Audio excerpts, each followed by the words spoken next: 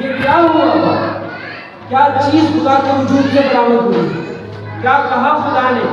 اور حضرت جبرائیل اس سوال کے جواب میں ہر فرشتے کو صرف ایک بات کہتے ہیں، الحق وهو العلی الکبیر۔ اللہ نے برحق کہا جو کہا، اللہ سب سے بلند ہے، اللہ سب سے بڑا ہے۔ یہ کہتے ہوئے حضرت جبرائیل علیہ السلام اس آیت کو جناب رسول اللہ صلی اللہ علیہ وسلم کے قلب اطہر کے اوپر اتار دیتے۔ اب دیکھیے خدا کے وجود سے آیت برآمد ہوئی تو آسمان کی کیا صورت حال ہوئی؟ خدا کے وجود سے سب سے پہلے یہ آیت جب نکلی تو فرشتوں کا کیا حال؟ پھر یہ فرشتہ لے کر جب اللہ کے رسول کے پاس یہ آیت لے کر پہنچتا ہے، رسول اللہ کی کیا صورت حال؟ سیدہ فرماتی ہیں حضرت عائشہ رضی اللہ تعالیٰ عنہ اپنی روایت کے تسلسل سے ارشاد فرماتی ہیں کہ جب رسول اللہ صلی اللہ علیہ وسلم کے قلب اطہر پر خدا کی طرف سے ایک آیت جب نازل ہوتی تھی، شدید سردی کے موسم میں رسول اللہ پسینے سے شرابور ہو گئے۔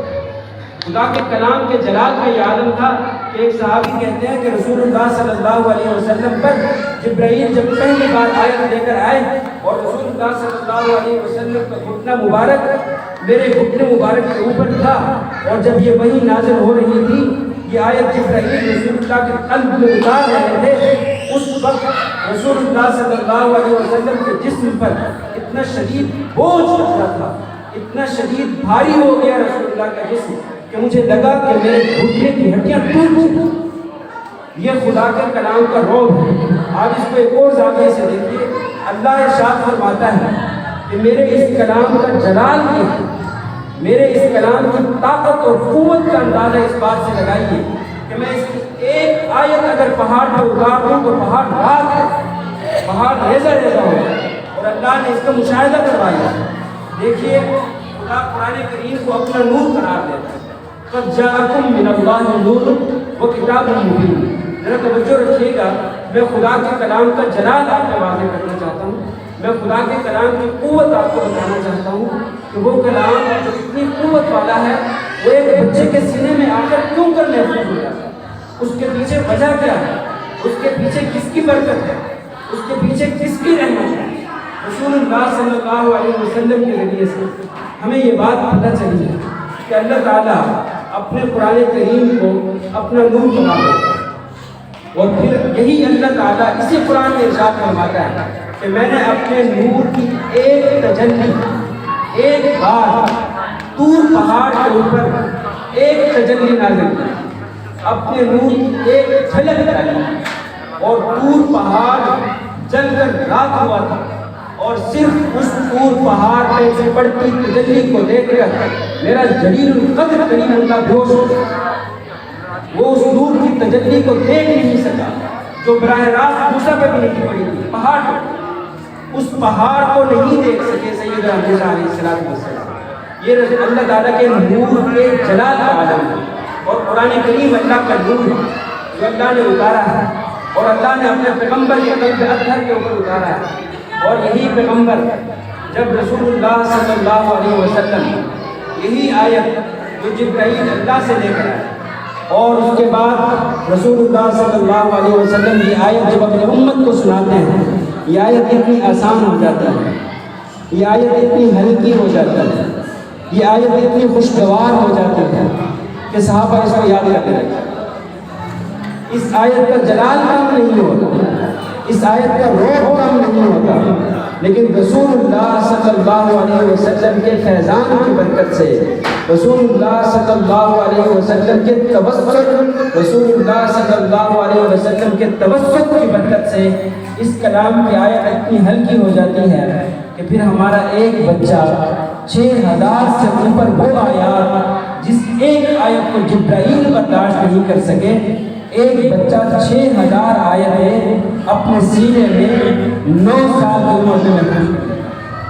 یہ صرف اور صرف رسول اللہ صلی اللہ علیہ وسلم کی شان ہے، یہ رسول اللہ صلی اللہ علیہ وسلم کی برکت ہے، ورنہ قرآن کریم کی آیت کو جبرائیل بھی برداشت نہیں کر سکتا۔ یہ قرآن کریم کا جلال ہے، یہ قرآن کریم کی قوت ہے، اور اس قوت کو جب ایک بچہ اپنے سینے میں محفوظ کرتا ہے، آپ دیکھیے کہ وہ بچہ، اس بچے کا قد کتنا بڑا ہو جاتا ہے، اس بچے کا سینہ کتنا چوڑا ہو جاتا ہے، اس بچے کا مقام کتنا بلند لگنے لگتا ہے کہ وہ خدا کی اتنی زیادہ آیات کو، وہ خدا کے ہزاروں آیات، ہزاروں کلمات اور خدا کے کلام کو اپنے سینے میں محفوظ کر کے بیٹھا ہوا ہے۔ ایک تو میں حفظ قرآن کریم کی سعادت کو اس نقطۂ نظر سے بھی دیکھتا ہوں، اور اس نقطۂ نظر سے دیکھ کر محسوس کیجئے کہ یہ کتنی بڑی سعادت ہے۔ ایک بات، دوسری بات یہ ہے کہ جتنے بھی پیغمبر اللہ تعالیٰ کے نام اللہ تعالیٰ نے بھیجے، جتنے بھی پیغمبر، ہر پیغمبر کو اپنی نبوت کی نشانی کے لیے اللہ نے کوئی نہ کوئی معجزہ عطا کیا۔ جب پیغمبر کہتا ہے کہ میں اللہ کا نبی ہوں تو لوگ سوال کرتے ہیں کہ آپ کے پاس کیا دلیل ہے، آپ کے پاس کیا ثبوت ہے کہ آپ اللہ کے پیغمبر ہیں؟ یہ لوگ سوال کرتے ہیں خدا کے پیغمبر سے، اور خدا کے پیغمبر اس سوال کے جواب میں اللہ کی طرف سے کوئی نشانی دکھاتا ہے، اس نشانی کو پیغمبر کا معجزہ کہتے ہیں۔ ہر پیغمبر کو جس کا قرآن کریم میں ذکر ہوا ہے، اللہ نے ان کے کسی نہ کسی معجزے کا ذکر کیا ہے۔ جب وہ پیغمبر اپنا معجزہ پیش کر دیتا ہے، پھر لوگوں کے سامنے اس پیغمبر کی دعوت کو قبول کرنے کے سوا کوئی چارہ نہیں ہے، کوئی عذر ان کے پاس باقی نہیں رہتا۔ اگر اس کے بعد بھی وہ لوگ پیغمبر کو نہیں مانتے تو وہ خدا کے عذاب کو مستحق ہے۔ اب دیکھیے کہ جتنے بھی پیغمبر آئے ہیں، ہم سب اس بات کو جانتے ہیں کہ وہ ایک خاص وقت کے لیے ہے، ہم اس بات کو بھی جانتے ہیں کہ وہ ایک خاص دور کے لیے اور ایک خاص زمانے کے لیے ہے۔ لہٰذا وہ خدا سے جو معجزہ لے کر آئے ہیں، اس معجزے کی مدت بھی محدود ہوتی ہے، اس معجزے کا اعجاز بھی ایک خاص طبقہ فکر کے لوگوں تک محدود رہتا تھا، جن کی طرف خدا کے پیغمبر کی بعثت ہوتی ہے۔ حضرت موسیٰ علیہ السلام اپنا معجزہ لے کر آئے، عصا لے کر آئے، وہ عصا اژدہا بن جاتا ہے۔ اگر آج حضرت موسیٰ علیہ السلام کی عصا آپ کو مل جائے تو وہ اژدہا نہیں بنے، وہ سانپ نہیں بنے۔ حضرت موسیٰ علیہ السلام کو بے شمار بڑے بڑے معجزات ملے، جس میں ید بیضاء بھی شامل ہے۔ حضرت عیسیٰ کو جو معجزات ملے، حسی معجزات میں ان سے بڑے معجزات اللہ نے کسی کو بھی نہیں دیے۔ حضرت عیسیٰ کو سب سے زیادہ، سب سے بھاری بھرکم اور سب سے بڑے معجزات ملے حسی طور پر، اس کو محسوس کیا جا سکتا ہے۔ چنانچہ ان کو کوئی اتنا بڑا معجزہ ملا جو کسی پیغمبر کو نہیں ملا، کہ وہ ایک مردے کے اوپر ہاتھ رکھتے ہیں اور کہتے ہیں قم بإذن اللہ، تو وہ مردہ زندہ ہو جاتا ہے۔ یہ حضرت عیسیٰ علیہ السلام کا معجزہ ہے۔ اگر آج حضرت عیسیٰ علیہ السلام کا کوئی پیروکار دنیا کے سامنے حضرت عیسیٰ کی پیغمبری اور حضرت عیسیٰ کی نبوت کی دعوت پیش کرے، اور دنیا حضرت عیسیٰ کے پیروکار سے پوچھے کہ تم حضرت عیسیٰ کی نبوت کا کوئی معجزہ پیش کرو، تو وہ کیا پیش کرے؟ وہ کہے گا کہ حضرت عیسیٰ مردے کے اوپر ہاتھ رکھتے تھے، وہ مردہ زندہ ہو جاتا تھا۔ اگر آگے والا یہ کہہ دے کہ بھائی یہ تو تاریخی واقعہ ہے، میں اس واقعے کو نہیں مانتا، تو اس واقعے کے ثبوت کے لیے ایک مستند تاریخ سے زیادہ ایک عیسائی کے پاس اور کوئی ثبوت نہیں، وہ ایک مستند واقعہ پیش کر سکتا ہے۔ آگے والا اس کی تاریخی حیثیت کو دیکھتے ہوئے انکار کرے تو اس کے پاس انکار کی گنجائش ہو سکتی ہے۔ تو جتنے پیغمبروں کے معجزات ہیں وہ تاریخ کا ریکارڈ بن چکے ہیں۔ اب آپ وہ معجزہ جب لوگوں کے سامنے پیش کرتے ہیں تو آپ ایک تاریخی ریکارڈ پیش کرتے ہیں، اور اگلا اس تاریخی ریکارڈ کی حیثیت کو دیکھتے ہوئے اس پر اعتراض کر کے اس کو ماننے سے اگر انکار کرے تو اس کے پاس عقلی طور پر اس انکار کی گنجائش موجود ہے۔ رسول اللہ صلی اللہ علیہ وسلم اس دنیا میں تشریف لائے تو وہ قیامت تک کے تمام انسانوں کے لیے پیغمبر بن کر تشریف لائے۔ وہ صرف 1400 سال پہلے جزیرہ عرب کے پیغمبر نہیں تھے، وہ صرف 1400 سال پہلے روم اور ایران کے پیغمبر نہیں تھے، وہ 1400 سال پہلے صرف اور صرف کسی محدود خطے کے 1 صدی 2 صدی یا 3 صدی کے پیغمبر نہیں تھے۔ جناب رسول مکرم صلی اللہ علیہ وسلم صبح قیامت تک کے لیے آنے والے ایک فرد کے پیغمبر ہیں۔ لہذا رسول اللہ صلی اللہ علیہ وسلم کے اس دنیا سے چلے جانے کے بعد بھی جتنے بھی لوگ آئیں گے پیغمبر ان کے رسول اللہ، پیغمبر ان کے محمد رسول اللہ صلی اللہ علیہ وسلم ہیں۔ اب محمد رسول اللہ صلی اللہ علیہ وسلم کا کوئی امتی اٹھے اور اٹھ کر دنیا کو دعوت دے کہ میں رسول اللہ صلی اللہ علیہ وسلم کا امتی ہوں، میں رسول اللہ صلی اللہ علیہ وسلم کو قیامت تک کے لیے حق کی آخری علامت سمجھتا ہوں اور تمہیں بھی رسول اللہ کا کلمہ پڑھنے کی دعوت دیتا ہوں، اور وہ سوال کرے کہ تم جس رسول کی بات کرتے ہو وہ رسول آج سے 1400 سال پہلے آیا تھا، اس رسول کی رسالت کی کوئی ایسی نشانی دکھائیے جس نشانی کو دیکھ کر ہم اس بات کا یقین کر لیں کہ محمد رسول اللہ واقعی اللہ کے رسول تھے۔ تو صرف اور صرف آپ توجہ سے سماعت فرمائیے، صرف اور صرف محمد رسول اللہ صلی اللہ علیہ وسلم کا امت پورے اعتماد کے ساتھ سینہ تان کر کائنات کو بتا سکتا ہے کہ رسول اللہ کو بے شک اس دنیا سے رخصت ہوئے 1400 سال ہو چکے ہیں، لیکن رسول اللہ کی رسالت کی زندہ نشانی آج بھی ہمارے پاس موجود ہے، ایک معجزہ کی صورت میں موجود ہے۔ سوال کرنے والا سوال کرے گا کہ وہ معجزہ کیا ہے، وہ نشانی کیا ہے؟ ہم جواب دیں گے اس نشانی کا نام قرآن کریم ہے۔ سوال کرنے والا سوال کرے گا کہ اس قرآن کریم میں ایسی کون سی بات ہے، ایسا کون سا اعجاز ہے کہ 14 صدیوں کے بعد بھی تم کہتے ہو کہ یہ رسول اللہ کی رسالت کی زندہ نشانی ہے اور ہم اس نشانی کو دیکھ کر تمہارے رسول پر ایمان لائیں؟ تو رسول اللہ کا امتی پورے شعور میں پوری ذمہ داری کے ساتھ دعوت دیتے ہوئے اپنے مخاطب کو کہے گا کہ جس کلام کو میں اپنے رسول کا معجزہ کہتا ہوں اور اس کو پیش کر کے تمہیں اپنے رسول پر ایمان لانے کی دعوت دیتا ہوں، اس کو معجزہ میں اس لیے کہتا ہوں کہ اس نے 1400 سال پہلے پوری دنیا انسانیت کے تمام ادیبوں کو، تمام شعراء کو، تمام خطیبوں کو، تمام کے تمام مقرروں کو، تمام کے تمام نثر نگاروں کو ایک چیلنج دیا تھا کہ اگر تم سمجھتے ہو کہ یہ اللہ کا کلام نہیں ہے، کسی بندے کا کلام ہے، تو پھر تم اس جیسا کلام پیش کرو۔ اگر تم اس جیسا کلام پیش نہیں کر سکتے تو اس کی 114 صورتوں میں سے صرف 10 صورتیں پیش کر دو۔ اگر تم 10 صورتیں پیش نہیں کر سکتے تو پھر اس کی 6000 سے زائد آیات میں سے ایک آیت اس جیسی پیش کر دو۔ اگر تم سب کے سب مل کر صرف انسان نہیں جنوں کو بھی اپنے ساتھ ملا کر، صرف جنوں کو نہیں اللہ کے سوا کائنات کی ہر طاقت کو اکٹھا کر کے اگر تم اس قرآن کی ایک آیت جیسی آیت لے کر آ گئے تو ہم اس دن مان لیں گے کہ یہ اللہ کا کلام نہیں ہے، اور اگر تم اس جیسی کوئی آیت نہ لا سکے تو پھر تمہیں ماننا پڑے گا کہ یہ اللہ کا کلام ہے۔ سوال کرنے والا سوال کرے گا، قرآن عربی میں نازل ہوا ہے، عربی زبان جاننے والے بے شمار لوگ ہیں، عربی کی ایک آیت تم پڑھتے ہو قرآن کریم میں سے، عربی کی ایک آیت کوئی اور بھی پڑھ دے گا، اس میں کون سی مشکل بات ہے؟ جس کو عربی آتی ہوگی وہ عربی بولتا ہوگا، جو عربی بولتا ہوگا وہ 2 جملے اس جیسے بول دے گا، جب وہ بول دے گا تو تمہارا دعویٰ خود بخود باطل ہو جائے گا۔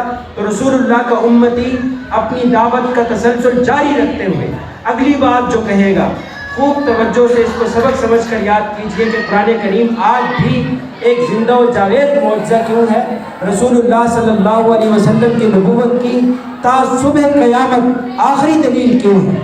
اس لیے کہ رسول اللہ صلی اللہ علیہ وسلم کا امتی اس بات کو پورے شعور کے ساتھ جانتا ہے اور پوری ذمہ داری کے ساتھ دنیا کے سامنے کہتا ہے کہ تم تو آج کے دور کے کسی بھی عربی دان کی بات کرتے ہو، ہم 1400 سال پہلے اس دور لے جاتے ہیں جس دور میں جزیرہ عرب کے اندر سب سے بڑا کمال صرف اور صرف کتابت تھی، سب سے بڑا کمال صرف اور صرف شاعری تھی، سب سے بڑا کمال صرف اور صرف تقریر تھی۔ ہر بندہ عربی کا مقرر تھا، ہر بندہ عربی کا خطیب تھا، ہر بندہ عربی کا شاعر تھا۔ ہر بندے کو عربی پر اتنا کمال تھا کہ اگلے سنتے تو جھوم جاتے تھے. ہر بندے کو عربی پر اتنا کمال تھا کہ سال بعد باقاعدہ میلہ لگتا تھا اور اس کے اندر عرب کا سب سے بڑا جو شاعر ہوتا تھا اس کی شاعری کا مجموعہ کعبۃ اللہ میں لٹکا دیا جاتا تھا. پھر چیلنج کیا جاتا تھا کہ اس جیسا مجموعہ لے کر آؤ. پوری دنیا مل کر اس عربی شاعر کا مجموعہ اس جیسا مجموعہ پیش نہیں کر سکتی تھی, اس جیسا شاعر پیش نہیں کر سکتی تھی. ان عربیوں نے, ان خطیبوں نے, ان شاعروں نے قرآن کریم کو سن کر ہاتھ کھڑے کر دیے اور انہوں نے کہا تھا کہ ہم اس جیسی کوئی آیت پیش نہیں کر سکتے. انہوں نے کہا تھا کہ ہم اس جیسی 10 آیتیں پیش نہیں کر سکتے. میں آپ لوگوں کو صرف 2 منٹ کا ایک واقعہ سناؤں. 2 منٹ. حضرت عمر کا آپ نے نام سنا ہے. یہ جب اسلام نہیں لائے تھے تو رسول اللہ صلی اللہ علیہ وسلم کی دعوت کو روکنے کے لیے آپ نے بے شمار واقعات سن رکھے ہیں. کبھی ایک کام, کبھی دوسرا کام. رسول اللہ کی دعوت نہ پھیلے, محمد کی دعوت نہ پھیلے اور ہمارے آباء و اجداد کا دین مغلوب نہ ہو, اس کے لیے حضرت عمر نے بے شمار کوششیں کی ہیں.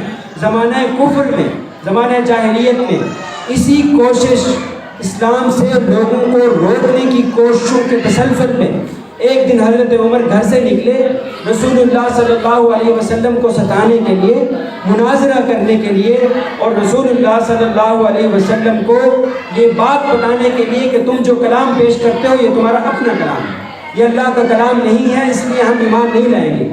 اس ارادے سے گھر سے نکلے. وہ کہتے ہیں, حضرت عمر کہتے ہیں کہ زمانہ جاہلیت میں جب اس ارادے سے میں گھر سے نکلا تو نبی مکرم صلی اللہ علیہ وسلم مسجد حرام میں پہنچ چکے تھے اور وہ نماز پڑھ رہے تھے اور نماز میں سورہ حاقہ کی تلاوت کر رہے تھے. رسول اللہ صلی اللہ علیہ وسلم سورہ فاتحہ پڑھنے کے بعد سورہ حاقہ کی تلاوت شروع کرتے ہیں. حضرت عمر کعبے کے غلاف کے پیچھے چھپ کر رسول اللہ کی تلاوت کو تھوڑی دیر کے لیے سننا چاہتے ہیں تاکہ میں سنوں اور لوگوں میں جو محمد کی تلاوت کا شہرت ہے اس شہرت کا راز کیا ہے. اس راز کو جاننے کے لیے حضرت عمر رسول اللہ کی تلاوت کو سننا شروع کرتے ہیں. اللہ کے رسول تلاوت کرتے ہیں, الحاقہ ملحاقہ وما ادراک ملحاقہ کذبت ثمود وعاد بالقاریہ اما ثمود فأهلكوا بالطاغیہ واما عاد فأهلكوا بريح صرصر عاتیہ سخرها عليهم 7 ليال و8 أيام حسوما فترى القوم فيها صرعى كأنهم أعجاز نخل خاوية فهل ترى لهم من باقية وجاء فرعون ومن قبله والمؤتفقات بالخاطئة. رسول اللہ کی یہ تلاوت حضرت عمر سنتے ہیں, دل کے کانوں سے سنتے ہیں, حیران ہوتے ہیں, یہاں تک کہ سنتے سنتے رسول اللہ سورۃ الحاقہ کے تکمیل تک پہنچتے ہیں, آخر تک پہنچتے ہیں. عمر خود کلامی کرتے ہیں, سوچتے ہوئے, خود کلامی کرتے ہوئے. حضرت عمر کہتے ہیں میرے دل میں خیال اٹھا کہ کتنا بڑا شاعر ہے, یہ کتنا بڑا شاعر ہے, یہ کتنی اچھی شاعری کر رہا ہے. جب میرے دل سے یہ خیال اٹھا اسی لمحے سورہ حاقہ کی ایک آیت رسول اللہ کی زبان پہ جاری ہوئی, میرے کانوں سے ٹکرائی, وما هو بقول شاعر قلیلا ما تؤمنون. یہ کسی شاعر کا کلام نہیں ہے لیکن تم لوگ یقین نہیں کرو گے. حضرت عمر نے کہا جب میں نے اس خیال کے جواب میں رسول اللہ کی اس آیت کو سنا, میرے دل پہ تھوڑی دیر کے لیے لرزہ طاری ہوا. پھر میں نے کہا, اپنے دل میں سوچا کہ چلو ٹھیک ہے یہ شاعر کا کلام نہیں ہوگا, پھر یہ کسی کاہن کا کلام ہوگا, کسی نجومی کا کلام ہوگا. حضرت عمر کہتے ہیں کہ میرے دل میں جب شاعر کے بعد کاہن کے کلام کا گمان گزرا, ابھی یہ گمان میرے دل سے اٹھا ہی نہیں تھا کہ رسول اللہ نے اگلی آیت تلاوت فرمائی, وَلَا بِقَوْلِ كَاهِنٍ قَلِيلًا مَا تَذَكَّرُونَ تَنزِيلٌ مِّن رَبِّ الْعَالَمِينَ. یہ کسی کاہن کا بھی قول نہیں ہے, تم غور بہت کم کرتے ہو, یہ رب العالمین کی طرف سے نازل کردہ کلام ہے. حضرت عمر کہتے ہیں کہ میں نے بہن سے قرآن بعد میں سنا, میں نے رسول اللہ سے یہ قرآن پہلے سن رکھا تھا اور قرآن نے میرے دل میں جگہ پیدا کر دی اور میں اس وقت اس نتیجے پہ پہنچا کہ نہ یہ کسی شاعر کا کلام ہے, نہ کسی یہ کاہن کا کلام ہے, نہ کسی خطیب کا کلام ہے, نہ کسی ادیب کی تقریر ہے, یہ واقعی اللہ کا کلام ہے. تو رسول اللہ کا امتی ان مثالوں کے ساتھ اپنے مخاطب پر یہ بات واضح کرتا ہے کہ تم میاں اس دور کے بڑے بڑے خطیب عاجز آ گئے تھے اور وہ ایک آیت بھی پیش نہیں کر سکتے تھے. حضرت جبیر ابن مطعم کہتے ہیں میں نے رسول اللہ کے پیچھے مغرب کی نماز پڑھی. مغرب کی نماز نہیں پڑھی, مغرب کی نماز پڑھا رہے تھے. میں مذاکرات کے لیے, بدر کے قیدیوں کو چھڑوانے کے مذاکرات کے لیے رسول اللہ کی خدمت میں پہنچا تھا. میں نے کہا کہ یہ جب تک نماز پڑھاتے ہیں تب تک میں باہر کھڑا ہو کے ان کی تلاوت سنتا ہوں. رسول اللہ تلاوت شروع کرتے ہیں وَالطُّورِ وَكِتَابٍ مَّسْطُورٍ فِي رَقٍّ مَّنشُورٍ وَالْبَيْتِ الْمَعْمُورِ وَالسَّقْفِ الْمَرْفُوعِ وَالْبَحْرِ الْمَسْجُورِ إِنَّ عَذَابَ رَبِّكَ لَوَاقِعٌ.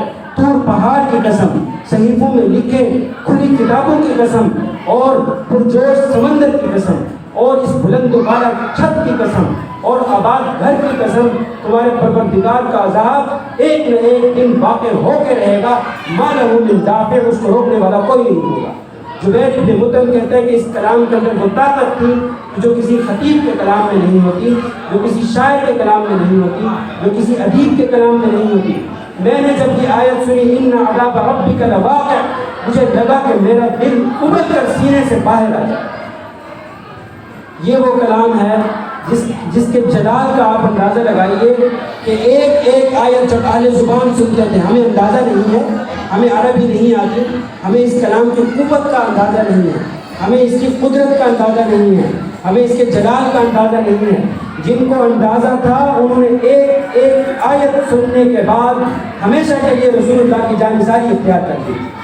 اب میں جو بات آخر میں کہنا چاہتا ہوں, یہ رسول اللہ کا معجزہ, زندہ و جاوید معجزہ, لازوال معجزہ, جو آپ قیامت کی صبح تک پورے اعتماد کے ساتھ پوری دنیا کے سامنے پیش کر کے محمد رسول اللہ پر ایمان لانے کی لوگوں کو دعوت دے سکتے ہیں اور پورے اعتماد کے ساتھ دے سکتے ہیں. آپ کو معلوم ہے کہ اتنے عظیم معجزے کو ایک 9 سال کا بچہ اپنے سینے میں محفوظ کر کے بیٹھا ہوا ہے. یہ ایک دوسرا معجزہ ہے. ایک معجزہ یہ ہے کہ یہ چلتا پھرتا معجزہ ہے, زندہ و جاوید ہے. دوسرا معجزہ یہ ہے کہ اس بچے نے محنت کر کے, اس کے والدین نے دعائیں کر کے, اس کے اساتذہ نے محنت کر کے اس عظیم الشان معجزے کو ایک نوکر فراہم کیا. یہ رسول اللہ صلی اللہ علیہ وسلم کے معجزے کا نوکر ہے. نوکر, آپ اندازہ نہیں لگا سکتے کہ یہ کتنی بڑی سعادت ہے. میں حفظ قرآن کریم کی سعادت کو اس نقطۂ نگاہ سے دیکھتا ہوں. جب میں اس نقطۂ نگاہ سے دیکھتا ہوں تو پھر میری دعاؤں میں صرف ایک دعا ہوتی ہے کہ یا اللہ میرے ایک بیٹے کو ایک ایسا حافظ بنا دیجیے کہ وہ کلام پڑھے, خدا کی آواز پڑھے, خدا کی باتوں کی تلاوت کرے, اور وہ لوگوں کے سینے میں اس طرح سے اترے جس طرح کے صحابہ کے دلوں میں قرآن ہوتا ہے. یہ بہت بڑی سعادت ہے. جن لوگوں نے محنت کر کے اپنے بچوں کو اس سعادت کے حصول کی محنت میں لگا رکھا ہے, انہوں نے رسول اللہ کی نبوت کے معجزے کی حفاظت کا اہتمام کیا ہے. یہی وجہ ہے کہ رسول اللہ فرما رہے ہیں کہ قیامت کے دن صرف یہ ایک بچہ نہیں, اس نے بڑی محنت کی ہے, اس نے 30 پارے حفظ کیے ہیں. یہ میرے معجزے کا چلتا پھرتا نوکر, الماری اور باکس ہے. اس لیے یہ جب قیامت کے دن خدا کے سامنے پیش ہوگا تو صرف اپنے لیے نہیں, اس کے حفظ میں, اس کی حوصلہ افزائی میں, اس کی محنت میں شرکت کرنے والے 10 لوگ بھی اس کے ساتھ جنت میں جائیں گے. یہ اس سعادت کو جب میں اس نگاہ سے دیکھتا ہوں, یہ چھوٹے سے بچے میرے لیے بڑے قابل رشک ہیں, ان کے اساتذہ میرے لیے بڑے قابل رشک ہیں, ان کے والدین میرے لیے بڑے قابل رشک ہیں. اللہ ہم سب کے بچوں کو اس سعادت سے بہرور